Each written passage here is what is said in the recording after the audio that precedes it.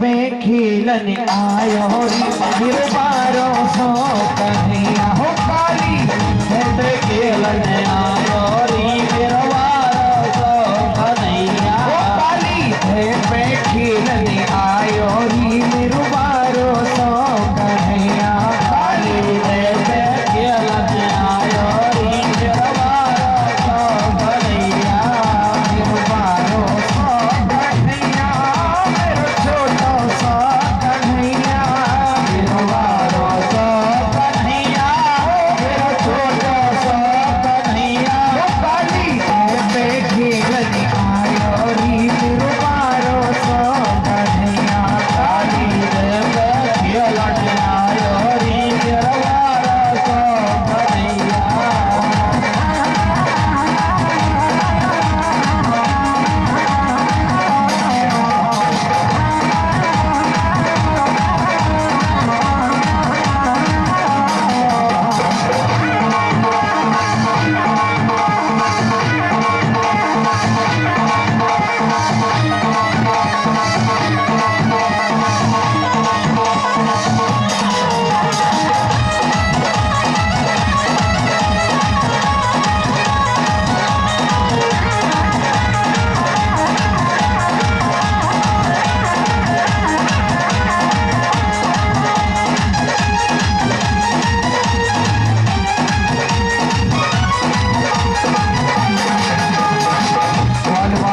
सब सखा संग में बाल सब सखा संग में बाल सब सखा संग में बाल सब सखा संग में बाल सब सखा संग में बाल सब सखा संग में गेंद को खेल रचाया गिरबारो सो कन्हैया हो काली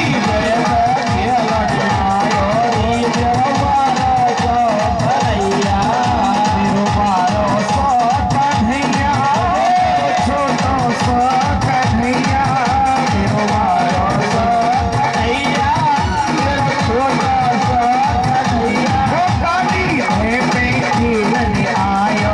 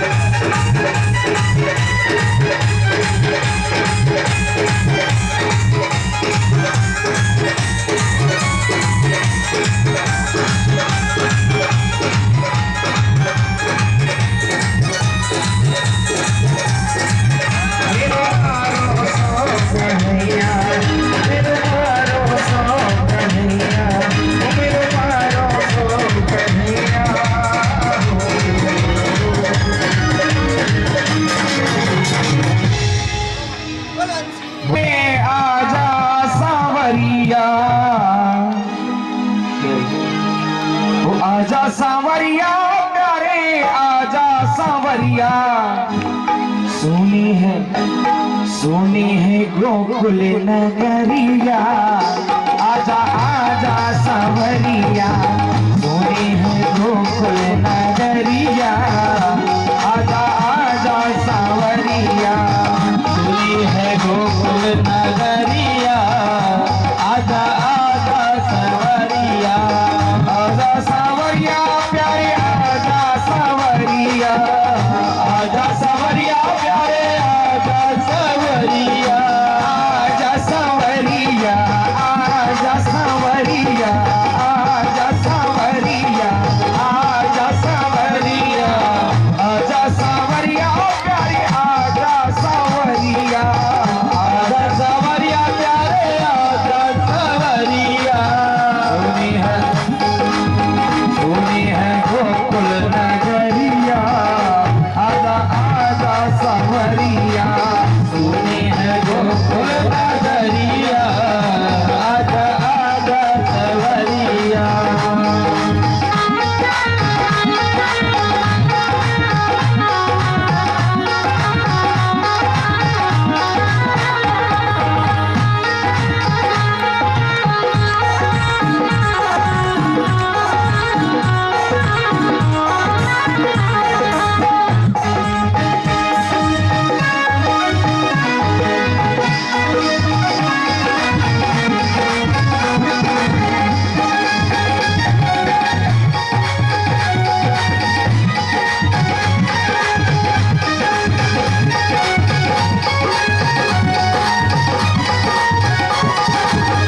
बरसाने में रसी की बुलावे, बरसाने में रसी की बुलावे। बरसाने में रसी की बुलावे, बरसाने में रसी की बुलावे। वाले वाले सब हिले मिल गावे, वाले वाले सब हिले मिल गावे। सखिया देखे डगरिया, आजा आजा सांवरिया। सोनी है गोकुल नगरिया, आजा आजा सांवरिया। सोनी है गोकुल नगरिया।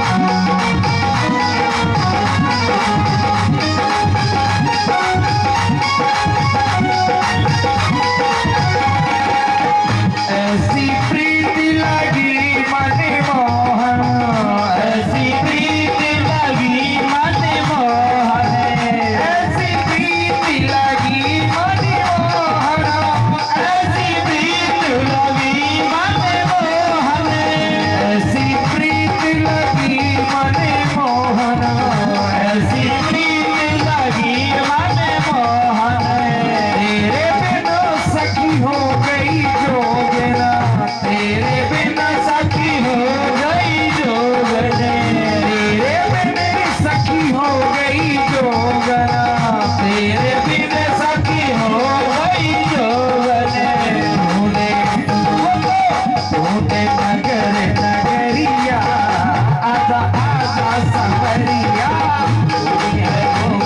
नगरिया आजा आजा संवरिया आजा संवरिया प्यारे आजा संवरिया आजा संवरिया प्यारे आजा संवरिया आजा संवरिया प्यारे आजा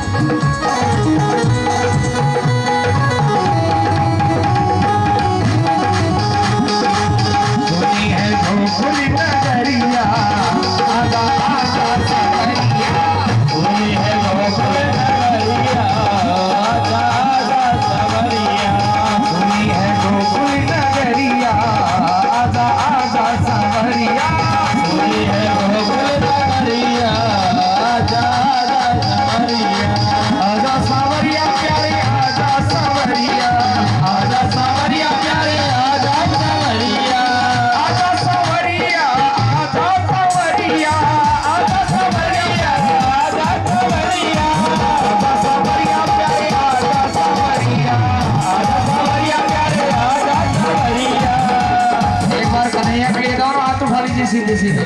जिनको राम जी ने 2 हाथ दिए वो दोनों हाथ उठा दीजिए, और जिनको नहीं दिए वो पड़े उसी का उठा दीजिए। और ताली बजाते हुए, अरे सोनी है गोकुल नगरिया, आजा आजा सावरिया, सोनी है गोकुल नगरिया, आजा आजा सावरिया, सोनी है गोकुल नगरिया, आजा आजा सावरिया, सोनी है गोकुल नगरिया, आजा आजा सावरिया, आजा आजा सावरिया, आजा आजा सावरिया, आजा आजा सावरिया, आजा आजा सावरिया, आजा आजा सावरिया, आजा आजा सावरिया।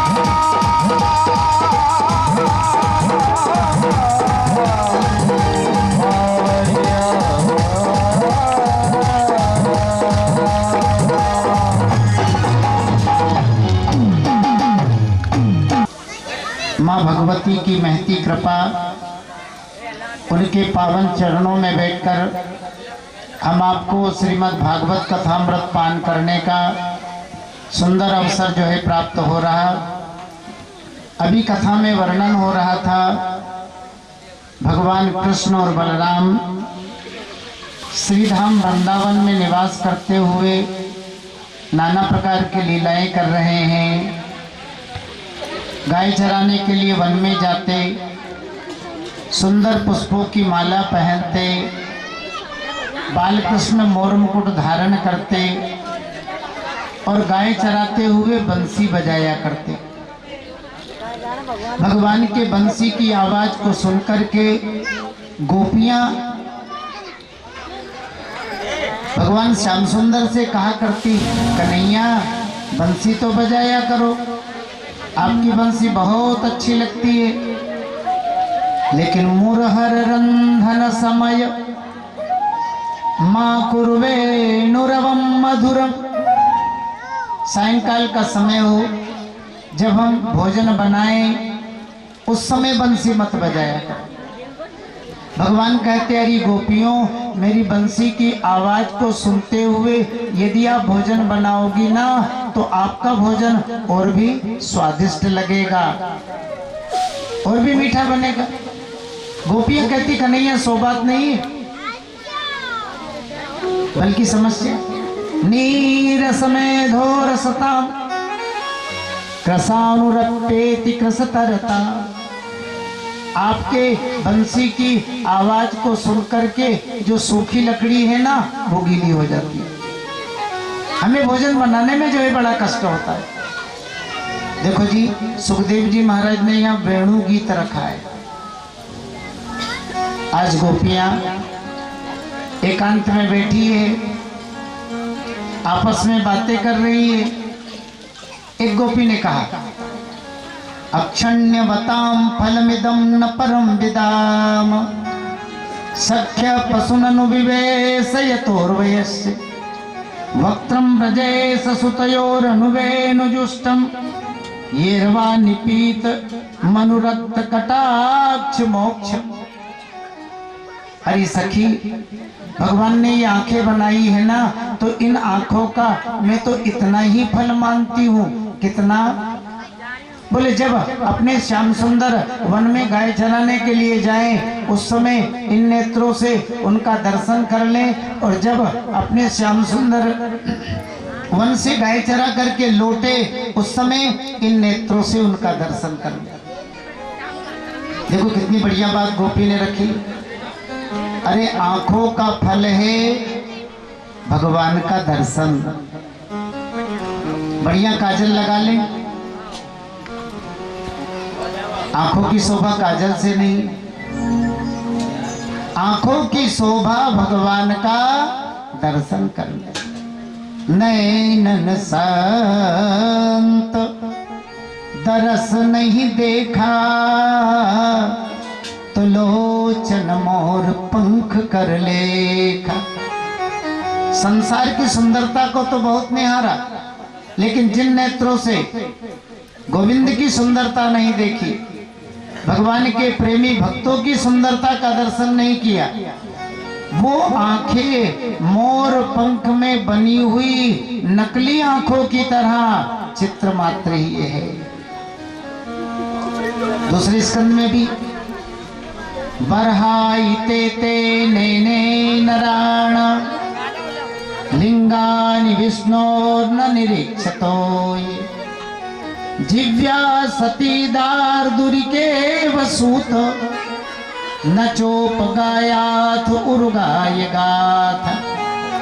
वो जीव मेंढक की जीभ की तरह बेकार आवाज करने वाली है, जिस जिव्या के द्वारा भगवान के नाम का उच्चारण नहीं होता हो, तो वो आंखें भी मोर पंख में बनी हुई नकली आंखों की तरह चित्रमात्र ही है, जिन आंखों से कभी भगवान का दर्शन नहीं किया हो। कभी दूसरी गोपी कहती, अरे अपने वृंदावन को तो देखो, बड़े बड़े महात्मा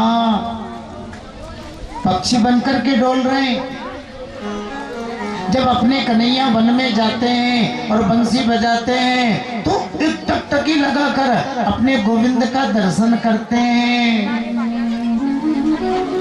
कभी कोई दूसरी गोपी कहती, धन्यास्म मूढ़मतयोऽपि हरण्य एता यानंद नंदन मुपात्त विचित्र वेशम आर्कण्य वेणुर्णितं सह कृष्ण सारः पूजां दधुर विरचितां प्रणयावलोके। मैं तो अपने से अच्छा वन में रहने वाली हिरणों को मानती हूँ। जब अपने श्याम सुंदर किसी वृक्ष के नीचे खड़े होकर के बंसी बजाते हैं ना, तो वन में रहने वाली हिरने सह कृष्ण सारः अपने पति मृगों को साथ में लेकर आ जाती है और इस तरह अपने कन्हैया का दर्शन करती है, मानो नेत्रों के द्वारा वो अपने कन्हैया की पूजा कर रही है। गोपियां देखो जी, आपस में बैठ करके बातें करती, ऐसी स्थिति बनती, हृदय गदगद हो जाता, शरीर में रोमांच हो जाता। एवं विधा भगवतो या वृंदावनचारिणाः वर्णयन्तो मिथो गोप्यः क्रीडास्तन्मयतां ययुः। गोविंद की लीलाओं का वर्णन करते करते ये गोपियां तन्मय हो जाती, इनको इनकी शरीर का भी बोध नहीं रहता, घर के कामकाज का भी बोध नहीं रहता। अब विचार करिए, यही ज्ञान की पराकाष्ठा है, यही योग की स्थिति है, यही भक्ति की पराकाष्ठा है, और सुनो, यही भगवत प्राप्ति का स्वरूप है, तन्मयता। हम ऐसे तन्मय हो जाए, ऐसे तन्मय हो जाए कि हमें हमारा ही ज्ञान नहीं रहे। एक संत ने इसीलिए कहा, तू करता तू भया और मुझ में रही न हूं, तो बलिहारी उस प्रेम की जित देखूं तित तू। हे गोविंद, आपका नाम जपते जपते, आपका ध्यान करते करते ऐसी स्थिति बन गई, आंख बंद करके अंतर में देखता हूँ तो भी तू ही दिखाई देता है, और आंख खोल करके संसार में देखता हूँ तो भी तू ही दिखाई देता। हमें सर्वत्र गोविंद का दर्शन होने लगे, यही तन्मयता है, यही भक्ति का स्वरूप है, तन्मय रूपाच। संत कबीर ने कितनी अच्छी बात रखी, प्रेम की जो गली है ना, बहुत सकड़ी है, बहुत सकड़ी, इतनी सकड़ी गली है, इधर से कोई जाएगा तो उधर से आ नहीं सकता, और उधर से कोई आएगा तो इधर से जा नहीं सकता। जब मैं था तब हरि नहीं, और अब हरि है हम नाय, तो प्रेम गली अति सांकड़ी और जामे दो न समा। जब तक हमारे आपके मन में ये भाव है कि ये मैं हूं, तब तक समझ लो कि हमें भक्ति की प्राप्ति नहीं हुई, हम भगवत प्राप्ति के अधिकारी नहीं बने, हमारे हृदय में सच्चा प्रेम अभी हुआ उत्पन्न ही नहीं हुआ। अरे वो स्थिति बन जाए, अब हरि है हम नाय। अपने अंतर में भी हमें नारायण दिखाई दे और अपने बाहर भी हमें नारायण दिखाई दे, बस यही भगवत प्राप्ति का सूत्र। एक बार सुनो, एक स्त्री का एक आदमी से प्रेम, हाँ होता है ना। उस स्त्री ने कहा कहाँ मिलोगे? हाँ, अब मजार बनी है गांव के बाहर, गांव के बाहर मजार बनी। बोले वो मजार है ना, उसके पीछे मिलूंगा, रात को आ जाओ। अब महाराज वही सायंकाल का रात का सा समय हुआ, सोचा बढ़िया मौका है, घर वाले भी सब सो गए, सो घर से निकली, हाँ मजार में चली गई। मौलवी जी खुदा की बंदगी में लिए नमाज अदा कर रहे, और ये बावरी इतनी पगला गई प्रेम में, इतनी पगला गई कि इसको ज्ञान ही नहीं रहा कि ये कौन है। सो मौलवी की पीठ पर ही पैर रखा और मजार के ऊपर चढ़ गई, दीवार फांदने लगे। जो ही मौलवी की पीठ पर पैर रखा, मौलवी बिगड़ गए। अरे बावरी तुझे दिखता भी नहीं है, मैं खुदा की इबादत कर रहा हूँ, है ना, बंदगी कर रहा हूँ, और तू मेरी पीठ पर ही पैर रख करके दीवार पर चढ़ गई। तो सांसारिक वासना की प्रेमी स्त्री ने कितनी बढ़िया फटकार लगाई, अरे मौलवी जी मेरा खुदा से प्रेम नहीं है, मेरा तो किसी सांसारिक आदमी से प्रेम है, मेरा खुदा से प्रेम नहीं है, मेरा तो किसी सांसारिक आदमी से प्रेम है। और सांसारिक आदमी के प्रेम में मैं ऐसी बावरी बन गई कि मुझे आप नहीं दिखाई दी। मेर नर राची ना लखी, तुम कस लखियो सुजान, पढ़ी कुरान बोरा भयो, लाखियो नहीं रहमान। मेरा खुदा से प्रेम नहीं है, मेरा तो किसी सांसारिक आदमी से प्रेम है, और उस सांसारिक आदमी के प्रेम में मैं ऐसी बावरी बन गई कि मुझे आदमी का और पत्थर का ही ज्ञान नहीं रखा कि आदमी है कि पत्थर है। सो मैंने आपकी पीठ पर पैर रख दिया, लेकिन आप तो खुदा की इबादत कर रहे हो, खुदा की बंदगी कर रहे हो। अरे मुझे सांसारिक प्रेम में आप नहीं दिखाई दिए, आपका प्रेम तो उस खुदा से है, आप तो खुदा की इबादत कर रहे हो। आपको ये ज्ञान कैसे हो गया कि इसने मेरी पीठ पर जो है पैर रखा? लगता है तुम्हारा अभी सच्चा खुदा से प्रेम। तो देखो जी, जब तक मैं हूं अंतर में तब तक प्रेम नहीं, जब मैं मिट जाए अब हरि है हम नाए, बस यही भक्ति का स्वरूप है। और गोपियां वर्णयन्तो मिथो गोप्य क्रीड़ास्तनमयता,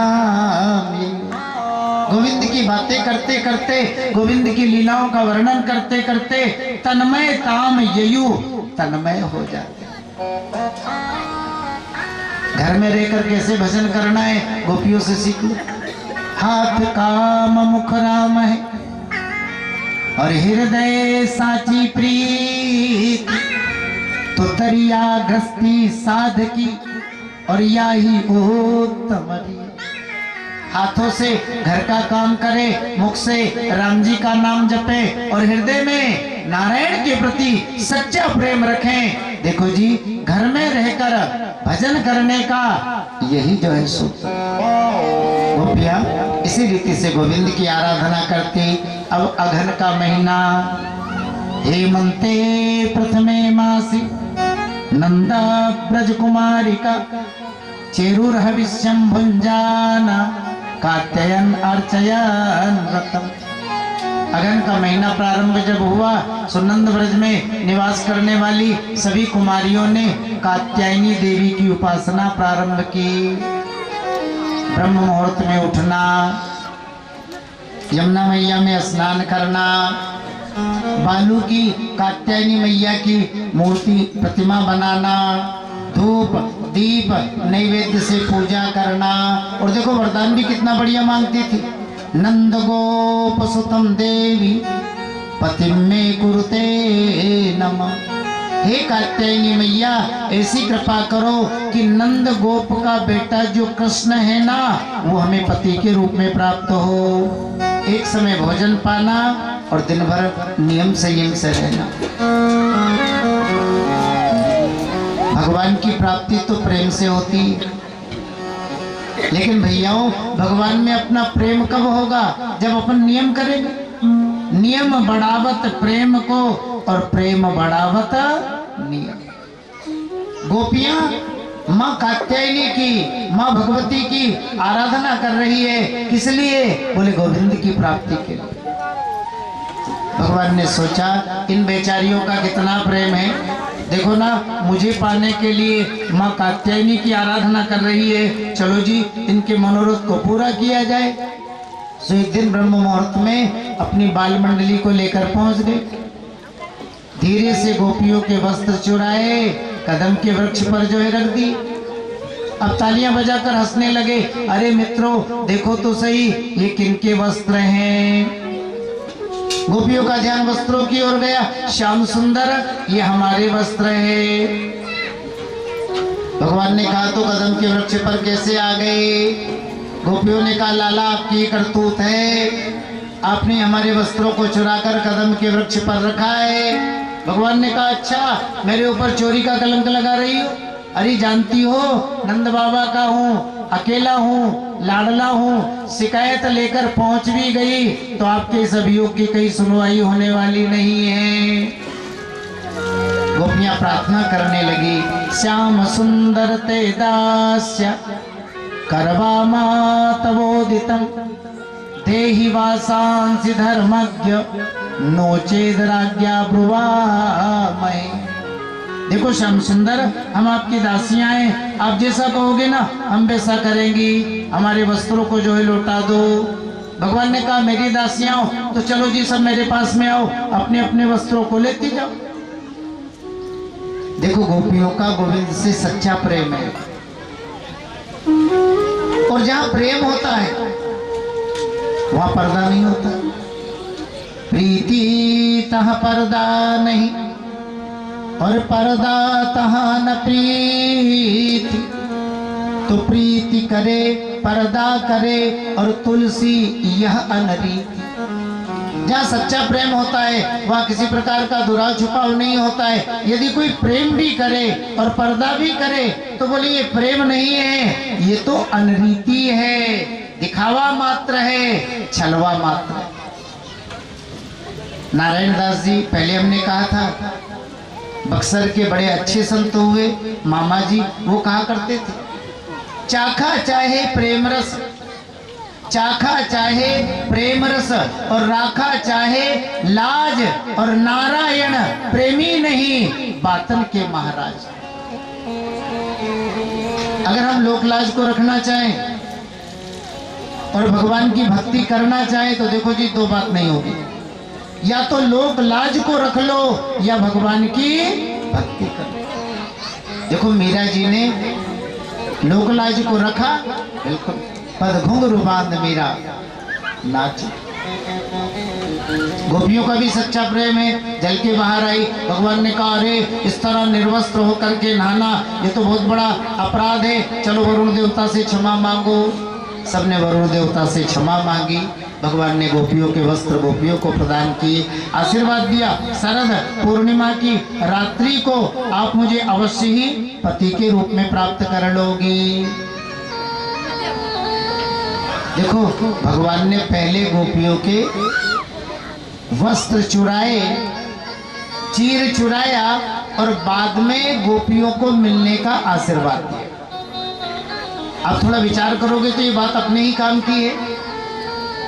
वस्त्र, सुनो ये शरीर क्या है? अरे ये वस्त्र शरीर का आवरण है, लेकिन ये शरीर क्या है? बोले जीवात्मा का आवरण। ये शरीर को आवरण ही मान लीजिए।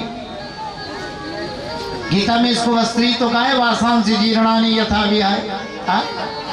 तो शरीर ही वस्त्र है, और चीरहरण का मतलब शरीर में जो अभिमान है, मैं ब्राह्मण हूं, मैं सेठ हूं, मैं अधिकारी हूं, मैं पैसे वाला हूं। शरीर के अभिमान का जब परमात्मा को समर्पण हो जाएगा, समझ लीजिए, तभी हम भगवत प्राप्ति के अधिकारी बनेंगे। पहले चीरहरण अर्थात शरीर के अभिमान का भगवान ने हरण किया और बाद में गोपियों को मिलने का आशीर्वाद दिया। देखो गर्ग संहिता में बड़ी अच्छी कथाएं आती हैं। ये जो गोप कन्याएं हैं ना, ये साधारण कन्याएं नहीं है, ये सब जनकपुर की कन्याएं हैं। आप जानते ही हो, रामायण में पढ़ते भी हो, राम कथा में भी सुनते हो। राम जी का जो रूप है ना, वो बहुत सुंदर था, अद्भुत सुंदर। हाँ, वर्णत छवि जहाँ तहाँ सब लोग, और अवश्य देखिए देखन जो, अद्भुत शोभा। हाँ महाराज, मूर्ति श्री रघुनंदन की, एक संत ने लिखा है, मूर्ति श्री रघुनंदन की, मन भावत है कहीं आवत न। राम जी का स्वरूप कैसा है? बोले मन को तो बहुत अच्छा लगता है, लेकिन कहीं आवत नहीं। अगर कोई कहे उसका वर्णन करो तो बोले वर्णन नहीं हो सकता। मुंह का स्वादन वत। अब सर्दी आई रही है, किसी गूंगे को बढ़िया गुड़ खिलाओ और गूंगे से पूछो जी गुड़ का स्वाद कैसा है, तो गूंगा क्या कहेगा? हाथ हिलाएगा, सिर हिलाएगा, इशारा करेगा, नहीं जी बहुत बढ़िया। अनुभव तो वो कर रहा है लेकिन वर्णन नहीं कर सकता है। बस वही राम जी का स्वरूप। ऐसा ही दिव्य राम जी का स्वरूप। श्याम गौर किमी अर कहूँ बखानी, तो गिरा अनयन नयन बिनुबार। ऐसा दिव्य राम जी का रूप है। आंखें देख तो सकती है लेकिन बेचारी बोलना नहीं जानती है, और जीभ वर्णन कर सकती है लेकिन ये देख नहीं सकती। और जब दूल्हा बने होंगे तब कितने सुंदर होंगे। हाँ, अद्भुत सुंदर दूल्हा रूप में राम जी की जनकपुर में जब शोभा यात्रा निकली ना, तो एक कवि का भाव है। देखो जी, संत का भाव नहीं है, कवि का भाव। दूल्हा रूप में राम जी की शोभा यात्रा जब जनकपुर में निकली ना, तो क्या स्थिति बनी? बोले गोने की मोने रही और ब्याही भई उदास, तो क्वारिन कह उत्सव अधिक और देख राम मृदुहास। गोना जिनका ससुराल में आना जाना चालू है ना, वो बेचारी मौन है, बड़ी दुखी है। क्यों? अरे दूल्हा भी मिल गया, ससुराल भी मिल गई, मिला तो सही लेकिन इतना सुंदर दूल्हा थोड़ी मिला जितने सुंदर राम जी है, इसलिए वो बेचारी मौन है। और ब्याही भई उदास, जिनका विवाह हो गया ना, अरे उन्होंने ससुराल को ठीक से नहीं देखा है लेकिन दूल्हे को तो देख ही लिया ना। अब मिला तो सही लेकिन इतना सुंदर थोड़ी मिला जितने सुंदर राम जी है, इसलिए वो भी बेचारी मुंह लटकाए। और जो कुंवारी है, जिनका भी विवाह नहीं हुआ है, अरे उनकी तो खुशी का ही ठिकाना नहीं है। कभी अंदर तो कभी बाहर, और चक्कर लगा रही है, बड़े मन में लड्डू फूट रहे हैं। हे भगवान, हमारा विवाह होगा और विवाह हो, हमें दूल्हा मिले तो इतना ही सुंदर दूल्हा मिले जितने सुंदर रघुनाथ जी। देखो जी, राम जी की बारात जनकपुर में कितने दिन ठहरी? 6 महीना। हमारा, आप कल्पना करें हमारा समाज कितना सभ्य समाज था। 6 महीने, 2 महीने, 3 दिन तक बारातें रुकती थी। और अब आप देख रहे हो वो संस्कार सब हाँ पूरे हो गए। अब तो बुरा मत मानना, बड़े बूढ़ों ने तो बारात में जाना बंद कर दिया और देवियों ने बारात में जाना चालू कर दिया। हाँ, आज के समय में बारात में बाराती लोग कम जाते हैं और शरारती लोग ज्यादा जाते हैं। हाँ, 2 घंटे में ही गांव में उपद्रव करके रख देते, 2 घंटे में ही। और अगर मान लो ये 2-5 दिन रुक जाए तो बुरा मत मानना, गांव वालों को डंडे मार करके इनको भगाना पड़े। इतना उपद्रव 2 घंटे में कर देते हैं कि कभी कभी तो बारात ही पेरंग लौट जाती है। रहने दो, अभी ये हाल है तो बेटी दे देंगे, तब आपके क्या हाल होंगे। अरे पुराने समय में बड़े बूढ़े बारात में जाते थे, गांव की मर्यादा का ध्यान रखते थे, है ना, बहन बेटियों का आदर सम्मान करते थे। कल्पना कर लीजिए आप, पुराने समय में हमारा समाज कितना सभ्य समाज था। हमारी बारातें मंदिरों में ठहरा करती थी। 6 महीने राम जी की बारात, दामाद के लिए ससुराल भी घर ही है। अब राम जी से सभी मिलने के लिए आते, एक बार वो कन्याएं सब आ गई इकट्ठी होकर। राम जी हम आपसे कुछ मांगने के लिए आई हैं। राम जी ने कहा मांगो, देने लायक होगा तो दूंगा। बोले सुनो, हमारा विवाह होगा और हमारा विवाह हो, हमें दुल्हा मिले तो इतने ही सुंदर दुल्हा मिले जितने सुंदर आप हैं। राम जी ने कहा सुनो, सबको मैं आशीर्वाद दे रहा हूँ, सबको बढ़िया बढ़िया सुंदर सुंदर दूल्हा मिलेंगे। बोले बढ़िया बढ़िया सुंदर सुंदर नहीं चाहिए, हमें तो आपके जैसा सुंदर चाहिए। राम जी ने कहा जी मेरे जैसा तो मैं ही हूँ। महाराज आपके जैसा कोई नहीं है। राम जी ने कहा नहीं, तो फिर आप ही मिल जाओ। राम जी ने कहा ये भी असंभव, इस अवतार में तो मुझे पत्नी व्रत का पालन करना है, लेकिन देवी ये चिंता मत करो, जब अगला अवतार होगा तब आप शरद पूर्णिमा की रात्रि को मुझे अवश्य ही पति के रूप में प्राप्त कर लोगी। तो देखो जी, वही सब जनकपुर की कन्याएं गोप कन्याएं बनी। इन्होंने मां कात्यायनी की आराधना की और आज भगवान ने इनके मनोरथ को पूरा किया। शरद पूर्णिमा की रात्रि को आप मुझे अवश्य ही पति के रूप में प्राप्त करोगी। बोली कृष्णचंद्र भगवान की जय हो। गोपियों पर कृपा की और अब हमारी ब्राह्मणियों पर भी कृपा की। हमारा मथुरा के विद्वान ब्राह्मण लोग यमुना किनारे स्वर्ग की प्राप्ति के लिए अंगिरस नाम का यज्ञ कर रहे हैं। अब भगवान कृष्ण और बलराम को भूख लगाई, सुबाल वालों को भेजा, ब्राह्मणों के पास गए, जी दोनों भाई आए हैं, कुछ दीजिए। लेकिन ये देवता है क्षुद्रासा भूरी कर्माणु, स्वर्ग के लोभ से बेचारे यज्ञ कर रहे हैं, भगवत महिमा को क्या जाने। सो ब्राह्मणों ने सुनकर भी अनसुनी कर दी। ग्वाल बाल उदास, कन्हैया हम तो गए, विप्र देवताओं से प्रार्थना की, लेकिन उन्होंने तो हाँ और ना कुछ नहीं कहा। भगवान ने कहा उधर जाते ही क्यों हो, अरे उधर जाओ ना, जरूर मिलेगा। अब ग्वाल बाल ब्राह्मणियों के पास में आए, है ना, दोनों भाई भूखे हैं, भोजन बुलवाया है। ब्राह्मणियां गदगद हो गई, हमारा कितना बड़ा सौभाग्य, भगवान ने हमसे भोजन मांगा है। अरे महाराज, चतुर्विधम बहुगुणम अन्नमादाय भाज, भोजन 4 प्रकार का होता है, ब्राह्मणियों ने कमी नहीं रखी, है ना, बढ़िया बढ़िया भोजन, है ना, रखा और चल दी। देवताओं ने रोकने का प्रयास किया, ब्राह्मणों ने कहा सुनो, आपका यज्ञ पूरा हो तो कर लेना और नहीं हो तो हमें तो जरूरत भी नहीं, हमें तो गोविंद का दर्शन करना। प्रेम से ग्वाल बालों को भोजन जिमाया, भगवान कृष्ण और बलराम को भोग लगाया। भगवान ने कहा अब जाओ। ब्राह्मणियां दुखी है, महाराज हम तो अपने अपने पतियों की आज्ञा का उल्लंघन करके आई हैं, शायद अब वो हमें नहीं रखे, हमारे ऊपर नाराज हो। भगवान ने कहा नहीं नहीं, नाराज नहीं होंगे, आपकी पूजा करेंगे, आप तो जाओ।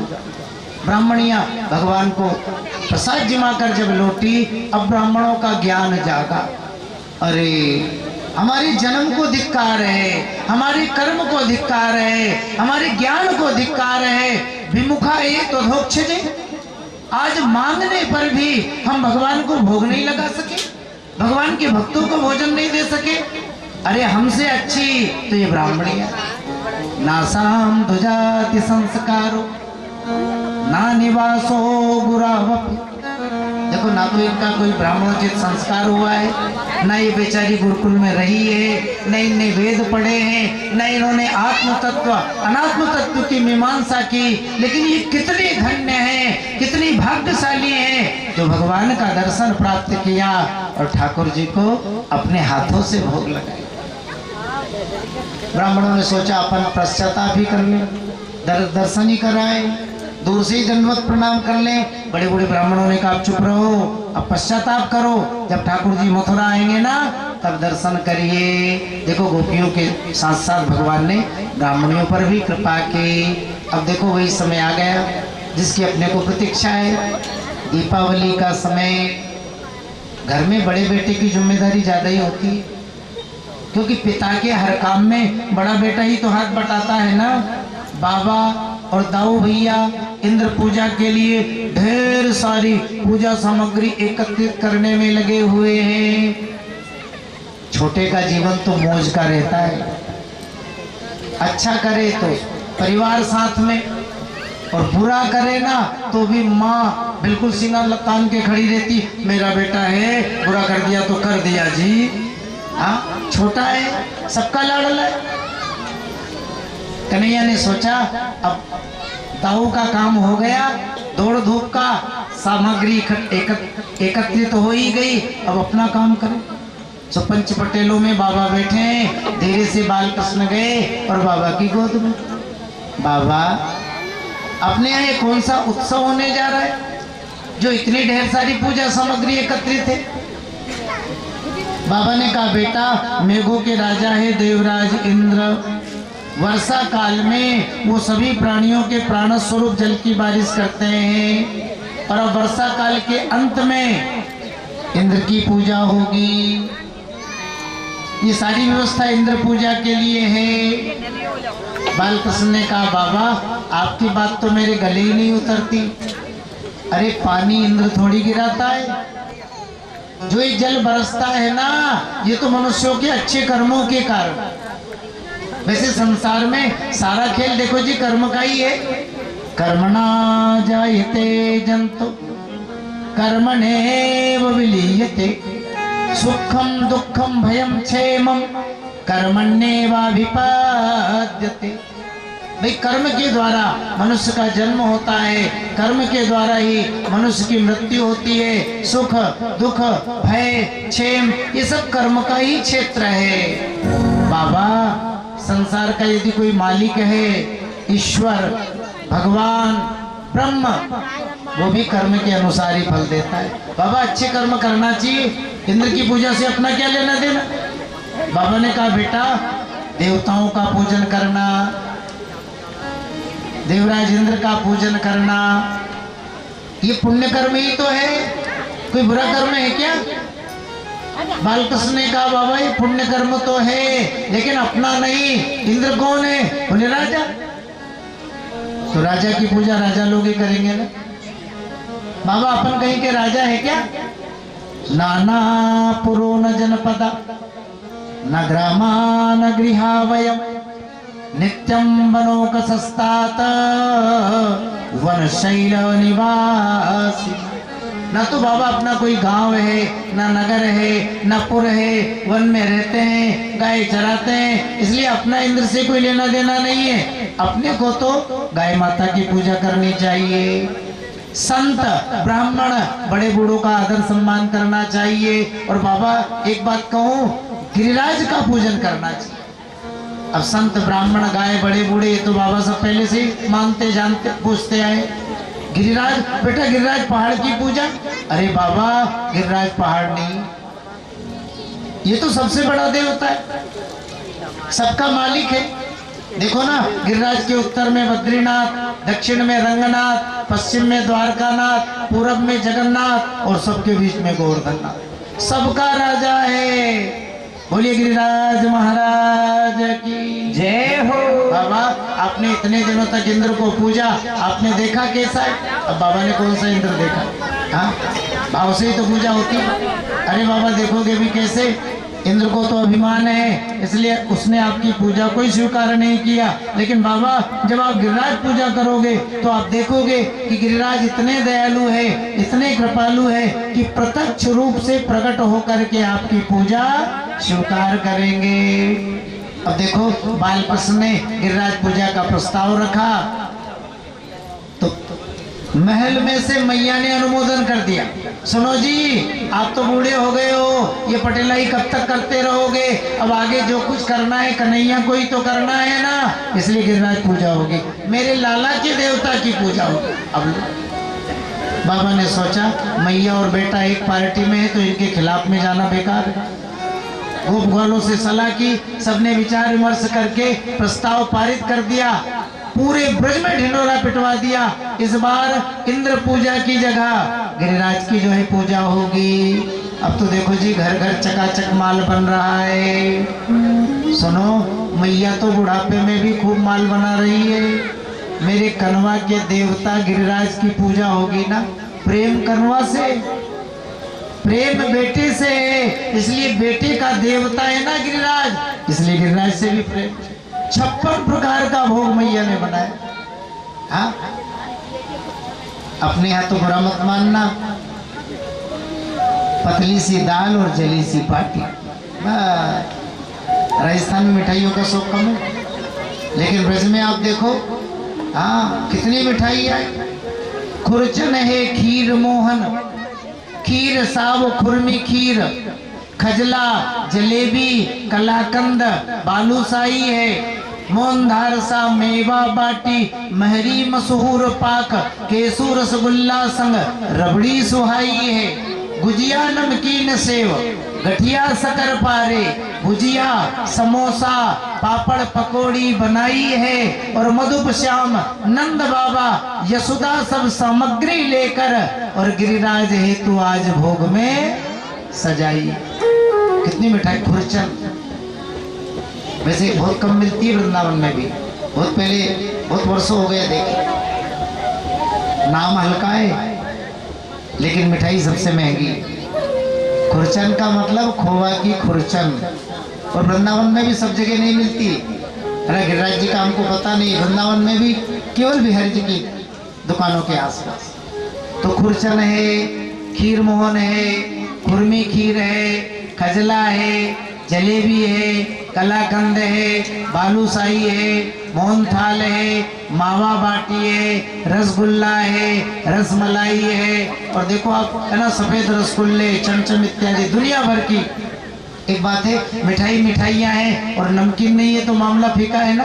देखो मिठाइयों की भी बहार है तो नमकीन की भी कमी नहीं। सेव है, समोसा है, कचौड़ी है, पकौड़ी है, पूड़ी है, नाना प्रकार की सब्जियां हैं, खीर है ना, हलवा है, पुआ है, नाना प्रकार की मिठाइयाँ। मधुप श्याम नंद बाबा यशोदा सब सामग्री लेकर और गिरिराज हेतु आज भोग में सजाई। अब सभी ब्रजवासी अपनी अपनी पूजा सामग्री लेकर गिरिराज की तलहटी में प्रथम मुखारविंद पर जो है आ गए। देखो जी गिरिराज पूजा प्रारंभ होने जा रही है, ग्वाल बाल जल ला रहे हैं और है ना हमारे ब्राह्मण देवता खूब मंत्रों का उच्चारण कर रहे हैं। दही दूध यमुना जल से अभिषेक जो है हो रहा है, बड़ा दिव्य आनंद है ना। आखिर ग्वाल बालों ने कहा कन्हैया सुनो, हम तो यमुना जल लाते लाते थक गए, एक काम करो यहीं बुला लो गंगा मैया को।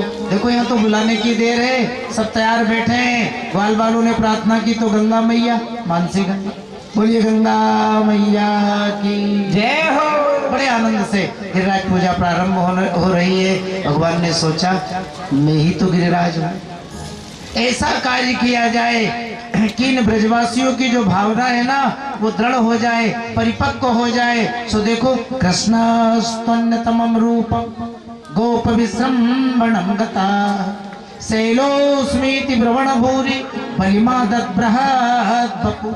भगवान ही विशाल रूप धारण करके प्रकट हो गए। अरे ब्रजवासियों, आपके प्रेम को देख करके मैं बड़ा प्रसन्न हूँ, आप प्रेम से जो है मेरी पूजा करें। सारे ब्रजवासी खुशी से नाचने लग गए। इतने दिनों तक देखो इंद्र को पूजा, कभी इंद्र ने दर्शन तक नहीं दिया, और कितने दयालु एक गिरिराज हमारी पूजा लेने के लिए जो है प्रत्यक्ष रूप से प्रकट हो गए। बड़े प्रेम से सब पूजा कर रहे।